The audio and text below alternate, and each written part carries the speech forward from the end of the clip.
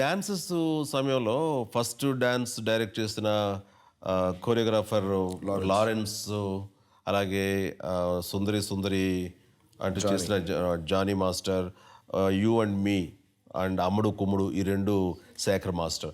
వీళ్ళు కొరియోగ్రాఫర్గా మీరు చేస్తారని వాళ్ళు చెప్పినప్పుడు వాళ్ళు పొందిన ఆనందం అంతా ఇంత కాదు. థియేటర్లో ఈ రోజున ఎగిరి గంతేస్తున్నారు, వాళ్ళు ముందే ఎగిరి గంతేసేసారు. వాళ్ళు మీ మీ సాంగ్స్ చూసి మేము ఏ హీరోకైనా సాంగ్స్ కంపోజ్ చేసేవాళ్ళం.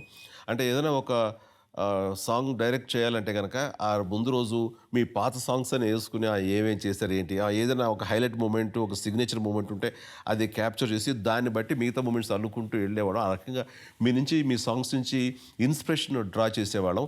ఇప్పుడు మీకే డైరెక్ట్ చేయాల్సి వస్తే కనుక మేము ఎవరు చూడాలి, ఏ సాంగ్స్ చూడాలి అంటే చిన్న కన్ఫ్యూజ్ అయిపోయింది సార్. చాలా హ్యాపీ ఫీల్ అయ్యాము మీ సాంగ్ వచ్చింది అనగానే. బట్ ప్రాక్టికల్గా కంపోజ్ చేయాలనేసరికి ఒక డేజ్ లుక్లోను ఏం చేయాలని చాలా టెన్షన్ గురయ్యాం సార్ అది అని చెప్పేసి అంటున్నారు. బట్ ఆ కుర్రవాళ్ళు ఒక ఫ్రెష్ మూమెంట్స్ నా బాడీ మీదకి అవి చాలా కొత్తగా అనిపించింది, కొత్త స్టైల్స్ అనిపించింది.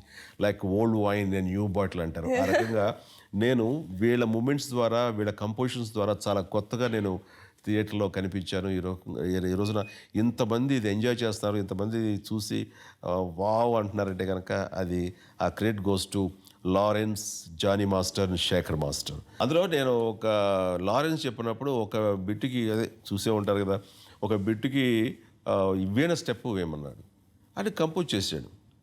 నేను వేనన్నాను, ఇదేంటిది నేను ఎప్పుడో వేసిన సాంగ్ బిట్ ఇది, ఈ ఇద్దయ్యా అని మళ్ళీ నేను చేస్తే బాగుండదని లిటరల్గా కాళ్ళమే పడి బతిమాలేశాడు, నా కోసం ప్లీజ్ ప్లీజ్ అని.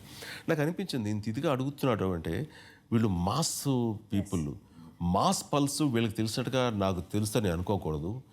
సో ఇంత ఇదిగా అడుగుతాడు కాబట్టి చేద్దాంలే అని అనుకున్నాను, కానీ చేశాను. కానీ వీళ్ళ అత్యాస కానీ మళ్ళీ ఏంటి కొత్తగా ఉంటుంది అనుకున్నాను. కానీ ఇప్పుడు థియేటర్ రియాక్షన్ చూస్తుంటే దానికి పగలబడినట్లుగా థియేటర్ పగిలిపోతాయన్నట్టుగా చూస్తుంటే ఇట్ ఈస్ రియల్ అమేజింగ్.